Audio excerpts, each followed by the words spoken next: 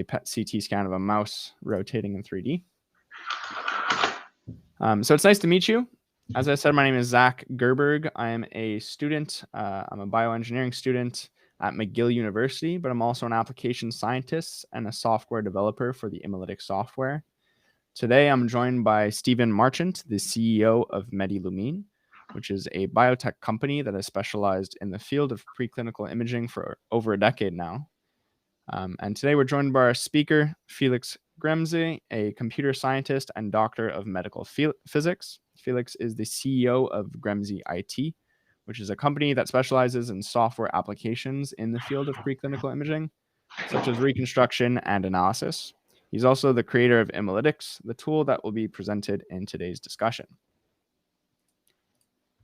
So just to give you a little context into the relationship between the two companies, MediLumine and Gremzy IT, while developing novel contrast agents for the assessment of therapeutic interventions, we at MediLumine discovered a big problem within the field of preclinical imaging.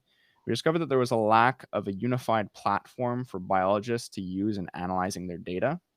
And so it was at this point that we partnered with Gremzy IT and became the official distributor for Imalytics software, with the goal of providing such unifying platform for biologists and technologists, not computer scientists, to standardize the analysis of their preclinical imaging data. So Imalytics takes a different and a focused approach. It's designed to be, first off, the easiest software in the world to use in terms of image analysis, so that just about anybody can learn to use it in just a few hours. It's also built upon the newest developments in computer science so that we can harness today's hardware as best as possible and no longer be limited by processing time in terms of your data analysis. And it also aims to be the most accessible software in the world so that anybody on any machine anywhere in the world can interpret their data. Based on this approach, several of our users, whether they be in pharma or in academia, used to outsource their image analysis, but the approach taken by Imalytics has allowed them to perform the analysis in-house, which brings them closer than ever to their data. So I'm going to dive into each of these subcategories in terms of Imalytics' approach. As mentioned, Imalytics is focused on being the easiest image analysis software to use. So we've worked hard on several features that are specific to nuclear medicine technologists so that your workflow can be as simple as possible. So this includes some of the features that you see over on the right there. The cropping and cleaning features, which can be performed in 2D and 3D, are ways to really simplify a lot of the cleaning and imaging operations that everyone performs. We've also included 24/7 support as part of the subscription package, which entails custom video demonstrations catered to your needs and your applications. Included within the software are also example datasets and corresponding tutorials, which you can find on YouTube. There are already 30 of these and more are being added each week. Finally, we've got a really unique feature to Imalytics called the tooltips. And tooltips are a feature that we've worked hard on implementing over the past year, which essentially the purpose of them is to leave no button to the deep, dark mysteries of the user manual. In Imalytics, when you hover over any button in the software, you'll be greeted by a large tooltip, which describes the functionality of the button. This goes for simple tools like this measuring tool that you see on screen, or for more complex functionalities such as our pharmacokinetic modeling toolset. Imalytics is also designed to accelerate your workflows. So whether they be in pharma or in academia, our users have reported drastically quicker analysis times for their preclinical imaging data. This is due to a couple things. So first off, Imalytics is built on C++, which is a compiled language. Other languages such as Python or Java, which most other softwares are built in, are interpreted or semi-interpreted at runtime, which results in far longer times for data processing. This makes Imalytics one of the fastest softwares for processing large data sets and performing chain operations. The other feature that makes Imalytics exceptionally fast is the fact that Imalytics piggybacks on the giant leap in graphics processing power pushed ahead by the gaming and crypto industries. So in the past several years, we've seen monumental leaps in terms of the computing power provided by GPUs, like the one that Felix is showing on his webcam over there. And so we do this using a concept known as parallelized computing or general purpose computing with GPUs. Without getting too into the details of it, it essentially means that Imalytics can run and achieve truly next generation processing power by utilizing your NVIDIA GPUs. In short, this results in faster times for loading in large data sets, quicker execution of imaging operations, rapid quantitation, and overall accelerated image analysis so that you can spend more time interpreting the data rather than extracting the data. It's also worth mentioning that these NVIDIA GPUs can be purchased for as little as $110, making them a terrific complement to any software package. Now, even if you don't own a powerful computer with an NVIDIA GPU, we focused on making Imalytics as accessible as possible.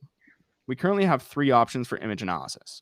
We have a local version that can be utilized by many users on one machine, providing latency-free access to the powerful tools of Imalytics, harnessing your computer's computational power. But we also offer a cloud version that runs remotely via the Microsoft Azure cloud service. This gives you access to a remote workstation with very powerful components, and it's a great option for people that like to work from home and need to handle large data sets despite not owning a powerful machine. So this includes HIPAA-compliant remote depositories and a GPU analysis workstation. Finally, for those that would prefer to outsource their image analysis, MediLumin is proud to offer an imaging consultation service.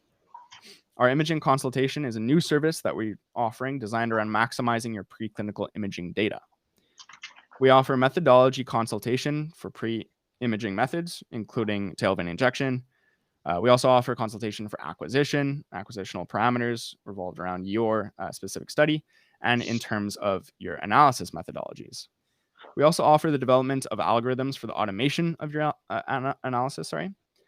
This utilizes Imalytics' Python interface, which allows for scripting and interaction with imaging data within Python, passing through a NumPy array. The next step in our service is also the establishment of post-processing pipelines, including HIPAA compliance remote repositories for secure data sharing, software for analysis, and also software for data visualization. Finally, we offer a complete image analysis service for those that would like to outsource their image analysis altogether. We ensure that we use an objective and systemic methodology, regardless of the origin of the data, in order to achieve a high degree of standardization and reproducibility. So please feel free to contact us if you're interested in this service. We'd love to discuss further. You can find it at medilumin.com under the Services tab. Oh, I think I skipped ahead a little bit. Can you guys see my screen still? I think it might have ended. No. 2 seconds. We're coming back. Sure. We're coming back.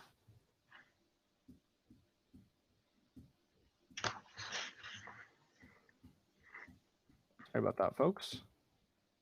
All right, here we are. So I'd like to end the portion of this webinar with a quick overview of the pricing for Imalytics. So we offer 2 plans. We offer perpetual and a subscription-based plan. The perpetual includes 1 year of upgrades and support and is a one-time fee that you pay. And this cost per is for a site license, or sorry, not a site license, a local license or a subscription license, or sorry, a local license or a cloud license. Like I mentioned, were the 2 packages for Imalytics. We also offer a subscription-based plan, which is an annual fee, but this includes support and upgrades for the duration of the subscription. We also offer site licenses that get drastically cheaper as you purchase more of them. As you can see specifically on the subscription tab there, the cost per decreases drastically as you purchase more license. But we're also offering a 30-day free trial for a limited time. Please feel free to contact us if you're interested via email or by scanning the QR code on screen. You can also go to medilumin.com/Imalytics for more information on the software as well as the trial that we're offering. So that's it for me. I'd like to thank you once again for your time today. I hope I've gotten you excited to see what Imalytics is all about. Felix, are you ready to go for the demo? Yeah, thank you. Yeah. Awesome. Take it away. Okay. I'll share my screen.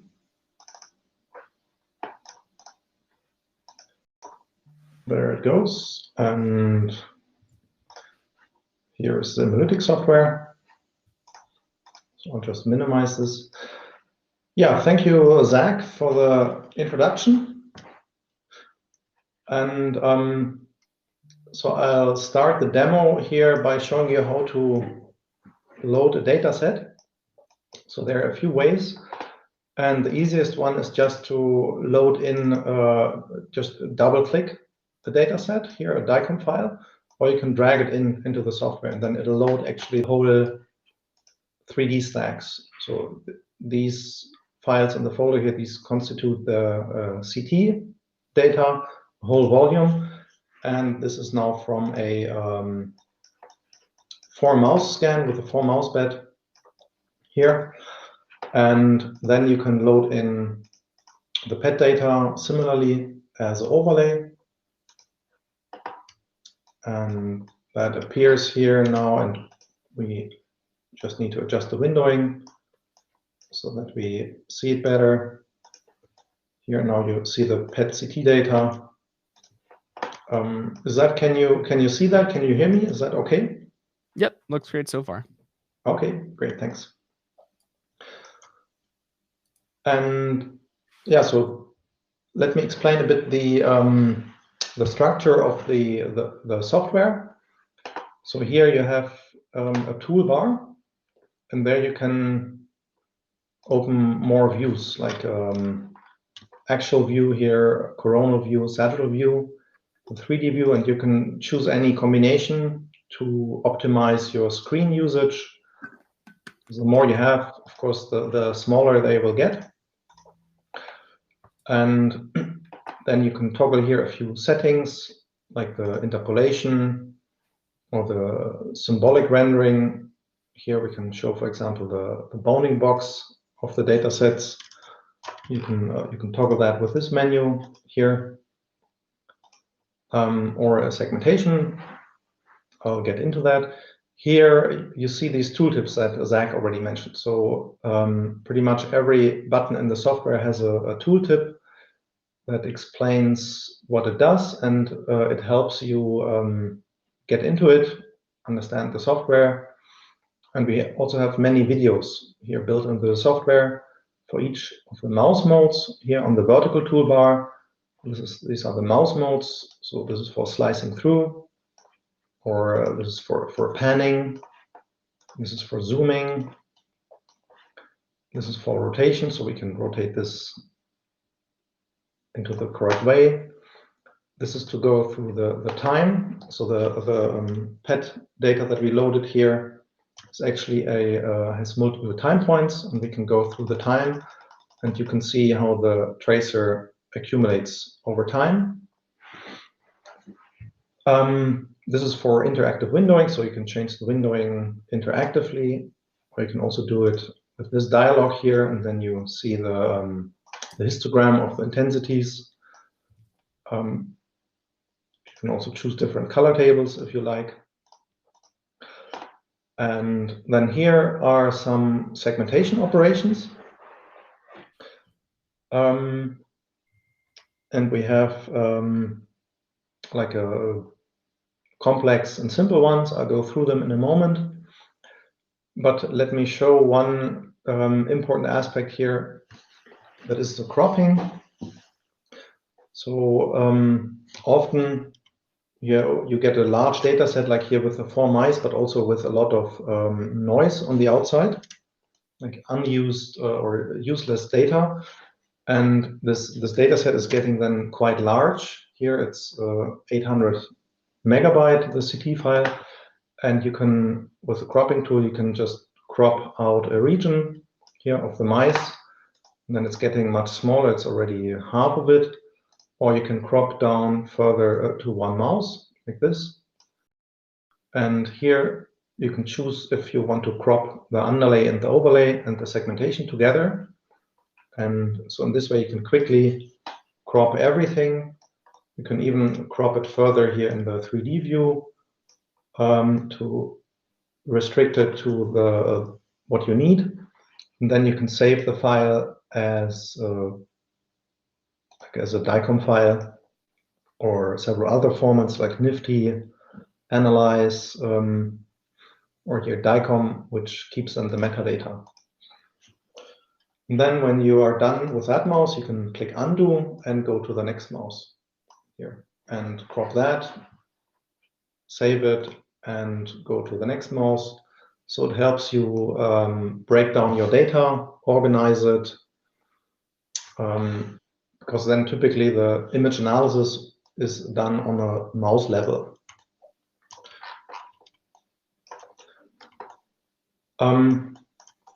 Here the PET data was loaded from the DICOM together with metadata. You can already see it here. The voxel unit is becquerel per ml. Can be quite different for every system. You can have megabecquerel per ml or kilobecquerel per ml or even megabecquerel per voxel, not per ml. But our software handles all of these typical units. And if it's not loaded properly, you can also set the unit. If you know it, you can adjust it in the software. And then it appears here and also in your statistics computations. And that is quite helpful to not make like mistakes by misunderstanding the units.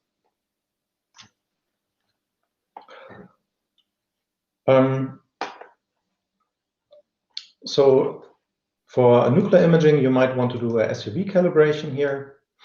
You can do this, but I need to be on the overlay here. By the way, we have the concept of overlay and underlay, and it's just some names that we gave. So the underlay is typically the CT file or MR file. It's like the anatomical or the reference, and the overlay is like the PET or SPECT or optical tomography data set, like the one that's typically shown in colors and it has lower resolution. And you can toggle between them here.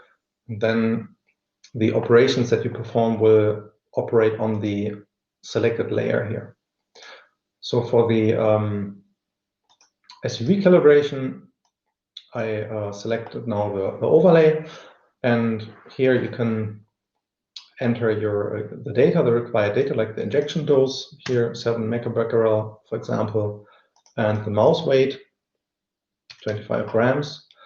And then you can click OK. Here we also need to enter some time points. Then you click OK, and then your voxel unit is converted to SUV. Or if you want to do here %ID per ml, you can also do that. The data that is available here may depend on your scanner or also what the user entered. And in the ideal case, you would have all the metadata available here and loaded, and then it's just one click to convert to SUV or %ID per ml.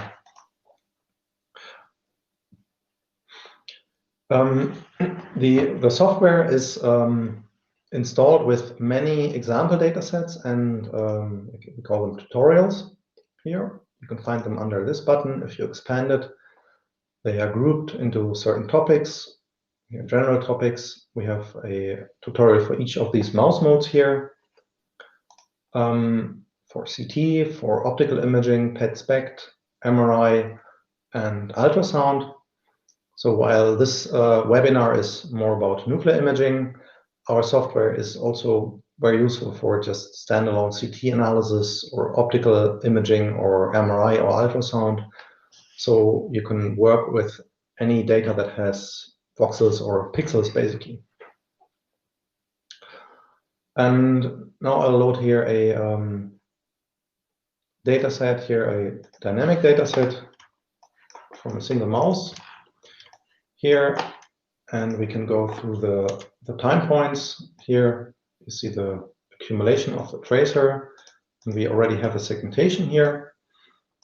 And I'll show you how to generate a segmentation. But when you have a segmentation, you can get the statistics here. And it gives you one row for each region. And you have different features like the time point, the number of voxels, the volume, and you have it for each region here, for the heart, for example, and each time point, because this data set has 37 time points, and you can visualize it also here. You can look at the time intensity curves here. You see for each of your segmented organs here, you get a curve in the same color and with a name here. And of course, you can save this as an Excel file and then create your own graph or use it for statistical analysis. So the the segmentation apparently is a key element to get your quantification done. Let me show you this again here. In the statistics here, you have the units here. The sizes is really a metric unit in cubic millimeters. The mean intensity is in kilobecquerel per cc, and then the total is in becquerel. That's your total uptake in a region. So we have quantitative units here in the software, making it easier to use, so you don't have to break your head all over this stuff and make the typical errors again and again. So you can just check if the unit makes sense, and it helps you find your way in the statistical analysis. And yeah, so how do you get to this segmentation? Are you still there? It's kind of weird, Zach. Yep, you're all good. You're all good, Felix. Okay, thanks. I feel so. It feels weird if I show a screen here all the time. You're doing great, Felix. You're doing great. You can just okay. Yeah. Thanks. Yeah. So this segmentation here, I'll just delete it here and create it from scratch using our segmentation tools. So let's go here to the heart, and here this is a rather simple tool. Let's add a class heart, and now you can just draw a region here like that, and it just creates a single slice segmentation here. Not very interesting, but sometimes useful if you have want to measure the intensity in the air or in the water. Just a quick segmentation. You can of course do this also slice by slice if you have the time, but there are more advanced tools here. You can, for example, place a region like a sphere here, like 6 millimeters in diameter, or let's just use the measurement tool here, measure the diameter of the heart, 6.5 millimeters, and we place a sphere now, 6.5 millimeters here, and now we have a sphere in 3D. You can also do this in 3D if you click somewhere and create many spheres, like a Christmas tree, and then you can click undo and remove it again. And now I have the heart here, and let's go to the bladder, add a class bladder, create that here also, and now we can already get the statistics of our regions here, bladder and heart. But those were still quite simplified, so the heart and the bladder. So let's use some more sophisticated tool. Here, let's use the ISO tool. It uses your click position, where you click, as a threshold, and then it performs a region growing. So it starts from here and adds all voxels that are connected and above the threshold where you clicked. So if you click here, you'll get a larger one. If it's really your click position has an effect. When you click very at a brighter spot, you get a smaller region. And if you want to achieve a bit more, let's say, user independence, you can tell it here to use the % of the maximum value, and then it starts from your click and walks to a local maximum, and then uses 50% of that. So wherever you click, you have a good chance of getting the same segmentation, and it's making it much more reproducible and user independent what you segment. So that's the ISO tool. And yeah, we have here a new feature, the interactive thresholding tool. And with that tool, you can here draw a dummy region, and then it'll show you in the slice views your preview segmentation here, and you can enter a threshold like use 800. And then when you're happy with that, you can accept it and you get your segmentation. So you can, it's like a guided thresholding tool. So you can create a dummy region to restrict your thresholding, and then set the properties, whether to be above or below the threshold, and then apply it.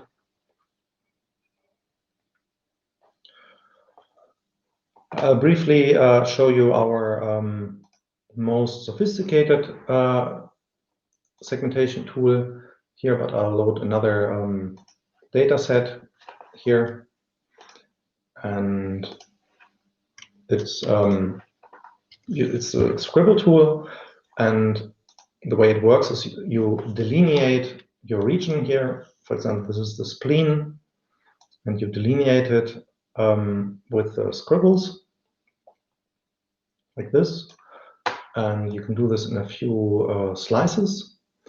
And the idea is here that you provide annotations, like the foreground and the background. So it's a double stroke that you draw.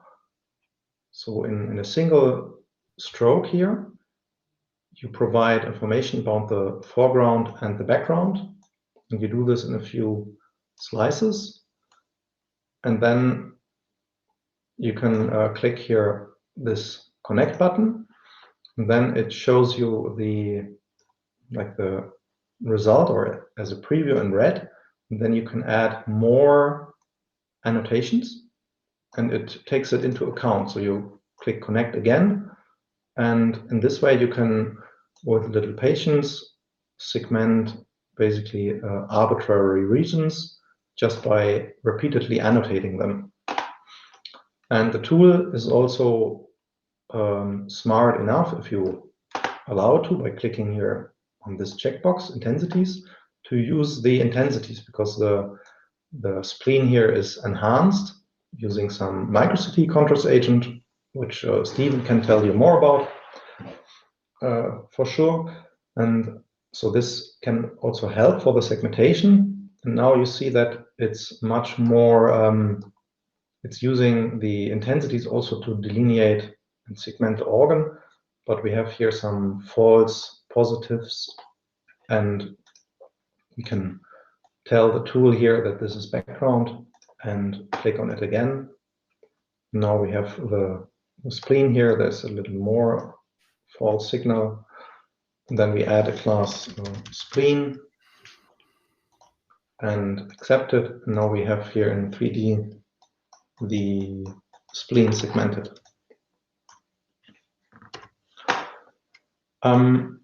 This is also a good data set to show you the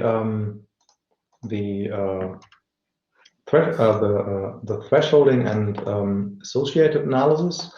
So if you want to segment bones, you can apply thresholding.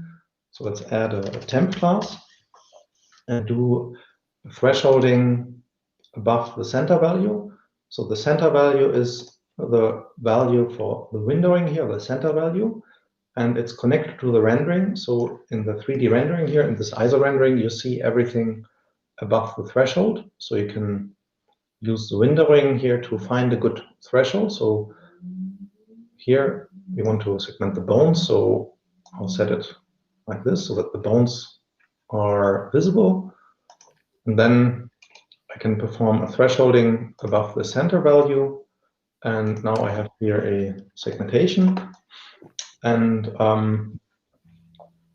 now you can pick here the skeleton with the paint bucket here in 3D. So we can add a bone class and click here in 3D. And you can see that it's kind of connected to the spleen here. So we can cut this here, or we can just remove the whole spleen using this tool here. And we can just, actually, let's put it into the spleen. Here, you can delineate it like this, and it's now in the spleen class. And now we can use the paint tool and get here the skeleton and the remaining ribs, for example.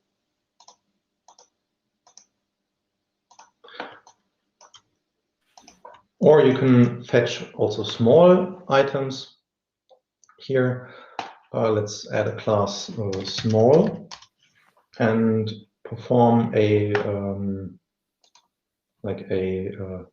operation. You find small components. We can say everything below 1 cubic millimeter, and now we get all the small guys and not the big guys here.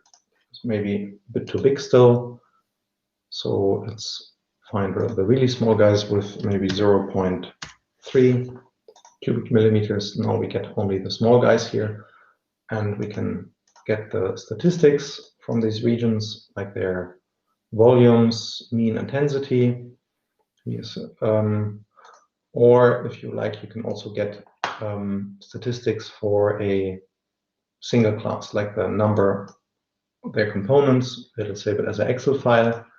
Here are the number of the components. So there are 665 small guys here.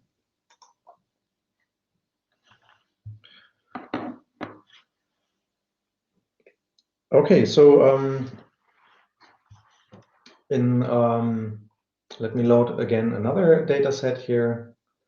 This is a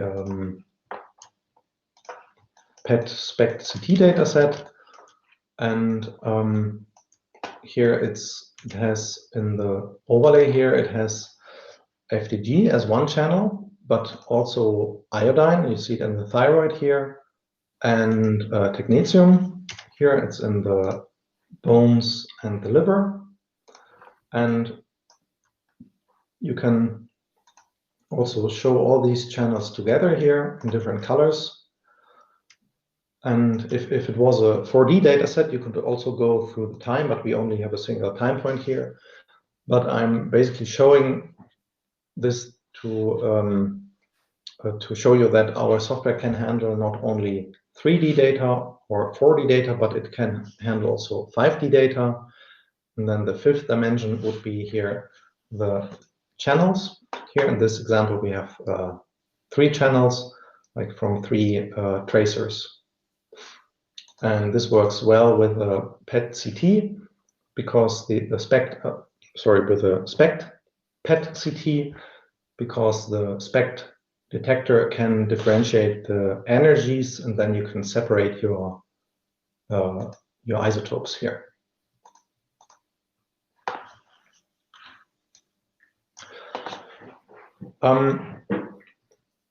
If you have such a system, you might have also looked into certain phantoms here to assess the image quality, for example. And we have here example data in the tutorial. This is the NEMA SPECT phantom. There's also a variant for the PET phantom, but this is for the SPECT. It's just a bit smaller. So it's a round phantom, and it has a few inclusions here, and a big region and some regions without contrast agent. And here on the top, there are a few rods here. If I change the windowing, you can see here the signal in these rods. Here in 3D also.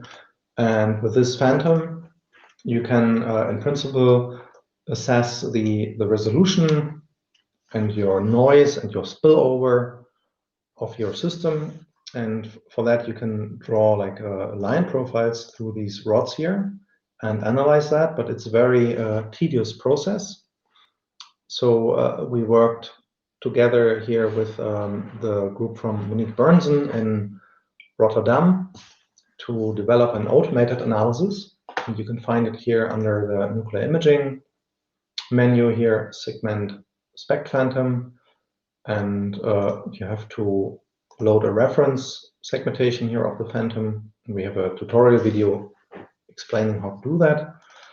And then you press OK, and it's segmenting the data set for you. And it performs an analysis. It applies all these line profiles here and shows you the graphs. So these are different line profiles. through these rods of different sizes, and that you see that some of them are visible, but some are really kind of lost because of the intensity diffusion, like the blurriness in the signal. And you get here some quantitative numbers here, like the full width half max, automatically determined. And this helps you to assess your image quality for certain configurations of your scanner, like the choice of the collimator. And you can hopefully better pick your scanning parameters before you do your in vivo analysis. And so this now automatically generated here the segmentation here in 3D and gives you all the values. And here you see the line profiles here in the data set, the line profiles through these rod centers that we use for the analysis. So this is one phantom that you can use and analyze with Imalytics Preclinical, but we are also working together with the Fantech company from Justin Jeffrey, who's also in our as a visitor today. And I have some example data set here, like a CT scan of a phantom here, and this phantom has these spheres, and they are all connected, and you fill it with your tracer. And I'll load it as overlay here, and now you see the here the SPECT image in 3D. And but what you can see here is that it is a bit off for certain reasons, because here the fusion was not performed. But I can now show you our interactive image fusion protocol. So you can fuse this manually. Here you can move it around, or you can do that in 3D also. Or if you grab on the outside, you can rotate it. Or if you you can place markers here at certain points where you, like landmarks, you can place markers, and then using our fusion tool, you can use fusion based on the markers. Or in this case here, if you corrected this fusion with a phantom, you can save here the differential transform that you applied here. Just ask you to select the original data set just to compute the differential transform. And then you can save it here as this one. And then if you have another data set, like an in vivo data set, you can load it. I'm going to load another phantom scan here just to illustrate it. And here, load the data set. And you see it's off again by the same way, but now you can load this differential transform and apply it here. This is the one we just stored, and now it's corrected. So this is now the corrected image fusion, and you can basically use this workflow to fuse any two modalities, like a MR and a PET, if you have separate devices. But you need a multimodal bed to transfer it from one device into the other. And then you can use this workflow that I showed you here to fuse the data. One thing I didn't show yet is that we have different rendering options here. You can also choose mid-rendering here for the underlay and overlay. So maybe this is more familiar from other softwares. We have rendering, we have mid-rendering, but I typically prefer the ISO rendering here and the volume rendering in 3D. But you can choose what you want to use. Yeah, one more thing that I would like to explain is the kinetic modeling here. So I'll load a data set here, a PET-CT data set. Here this is a 4D data set here, and we can go through the time points here. Again, you see the contrast agent, how it distributes through the body. And here from the first time point there, you can segment here the vena cava, but it's already segmented. And you can use it to generate the arterial input function here using this menu, create AIF. And you can now show it here as a curve. This is now the arterial input function. And now we can perform kinetic modeling here, either on a class or a voxel base, and then we get parametric maps. And you can choose one of these different models here, typical models, but I'm just going to pick the simplest one here so that it works in just a few seconds. And it's processing it now, and then now it's loading the parametric maps here as overlay.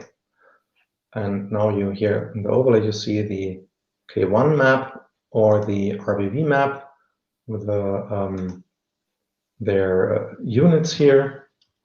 And now you can create your segmentation and compute, for example, the K1 or K2 or K3 for your tumor or the organ or other regions. Yeah, finally, I'd like to mention that we have a Python extension mode. I just cannot show it here. It's not in this version yet, but we're going to release it soon. And with that module, you can basically call from the Imalytics software into your own Python code, and then you will get like a hook to the Imalytics software and fetch the data, the segmentation, and you can process it in Python with use deep learning models to do some segmentation, and then load it back into the Imalytics, and in that way you can easily extend the software with your own processing based on Python, for example.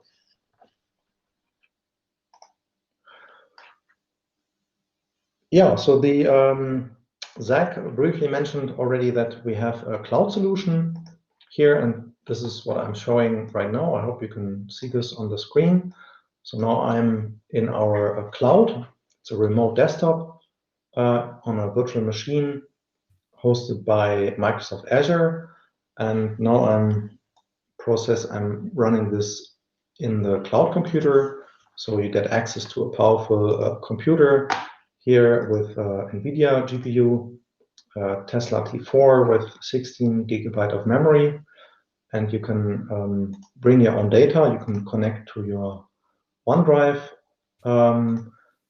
bring your data, process it in the cloud, store the results in the OneDrive or Google Drive, and you basically then have access to a powerful computer from anywhere, and you don't have to invest all money into buying a computer. So that's our cloud solution. And here we have a YouTube channel. You can find it on YouTube. Just search for Imalytics, and we have here, I think now around 50 or almost 60 tutorial videos here about different topics. We are sorted by topics. If you want to find one, they serve as teaching, training material, and with that, and maybe an initial training of 1 hour, then most users can quickly learn how to use the software. We also have our website here at Gremser IT. You can find some information there if you're interested. And also, I'm happy to work together with Medillumin, with Stephen and Zach, who help us promote and distribute the software. And there you can find this link, this button here, and you can go there and get a free trial, and we'll be happy to give you a demo also if you're interested. Okay, yeah, then this is what I had to show in the time, and maybe we can answer some questions if you have questions. It's amazing. Thank you, Felix. We've been answering a few questions in the chat, but as we step to a question period, I think it'd be interesting to get some answers from Felix himself. Yeah. So if anyone would like to start us off. Here I can, I see this question here from Shalini. Can the software resample the data sets from different modalities, say MR, PET, or CT, since the resolution will be different? Yes, you can do that, but you don't have to, because our software can handle the different resolutions and also sizes. So I can illustrate that here with the bounding box. I'll just show the bounding box for the CT and the bounding box for the PET. They are different, so they also have different voxel sizes. So the CT has here voxel size of 200 micrometer, whereas the PET has 400 micrometer. And so these data sets, they can be totally different, and our software has no problem with it. You can even load a MR data set here with anisotropic voxels. Here, this is a rat, and in the MR, you typically have these long voxels, so they are small in XY dimension and long in the Z dimension, for example. And here, they're like 5 times longer than wide, and the software can handle that as well. So you don't have to resample it, but if you want to, you can do it with a single click here.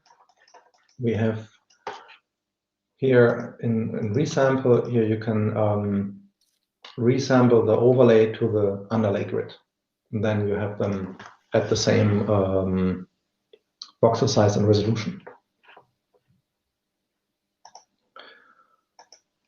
Okay, let me check. Another question, maybe? Or Zach, do you know? Yeah, I think that was definitely the one where I think you could give the most input. The other ones were more live during your demo, where I just sort of clarified a few things. Yeah. Okay. But we'd love to hear some more questions. I see someone is typing, so I can wait for them to come in.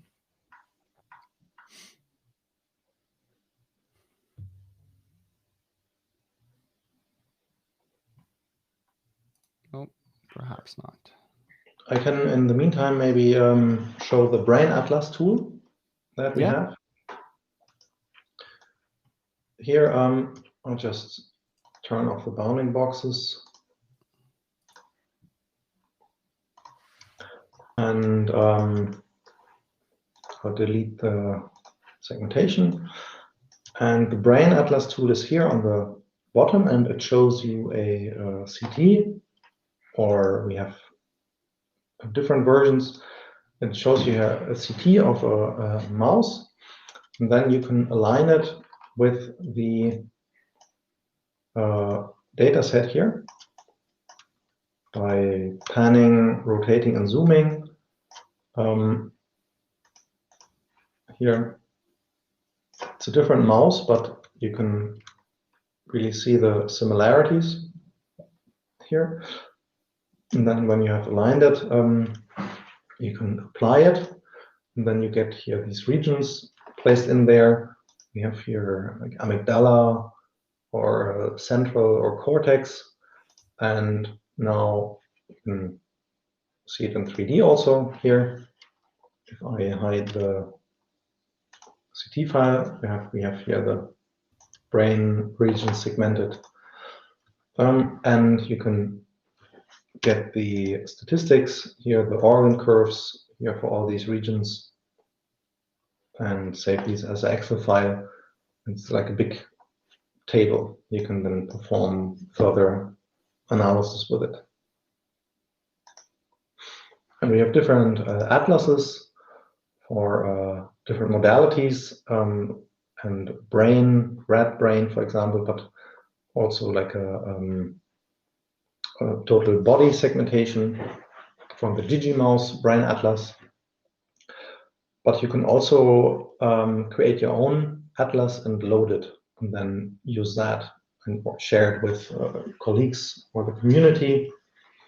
And if you have a good atlas that you would like to see in our software, just let me know. I'll be happy to add it in here.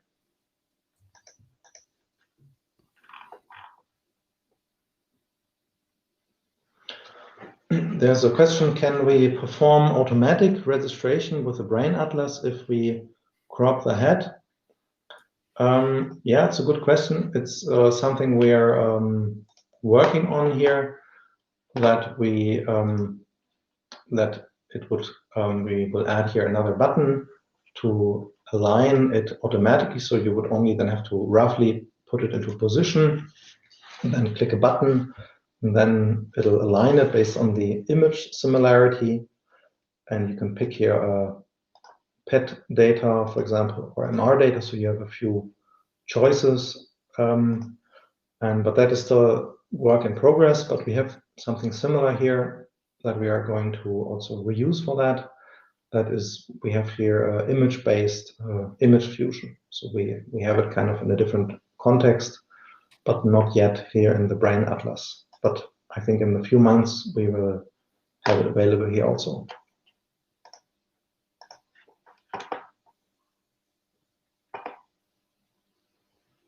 Yeah, ferret brain atlas, we don't have one, but if there is one publicly available, then it shouldn't be so difficult to add it.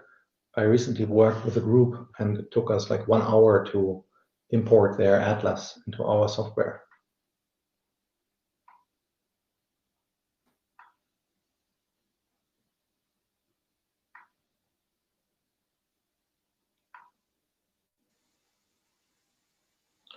Here's a question, can the CT-derived ROI be applied to the PET?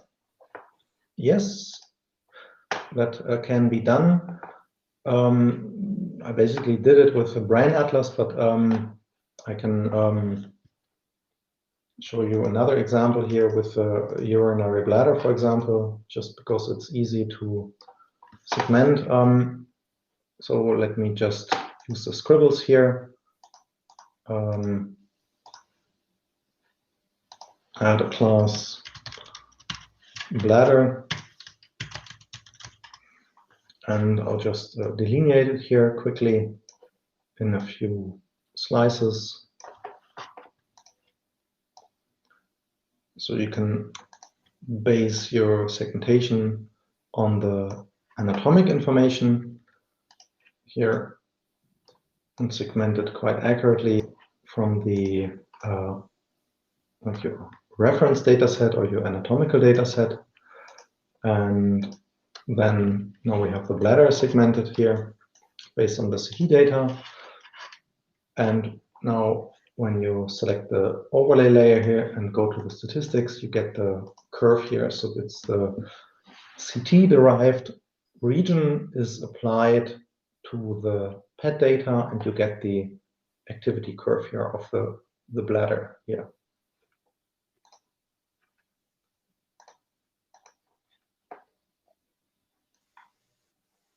Well, thank you so much, Felix and Zach, for those excellent presentations. So that went by really fast. And we're also delighted to be working with GremCIT. So please do not hesitate to contact us if you'd like to try the software, and we'll make sure to answer any questions that you have. Thank you so much, everybody, for attending the webinar. And we'll make sure to make a recording available for anybody who'd like to watch it. And once again, please don't hesitate if you have any questions. Thank you so much. Thanks, everyone. Yeah, thank you. Bye-bye.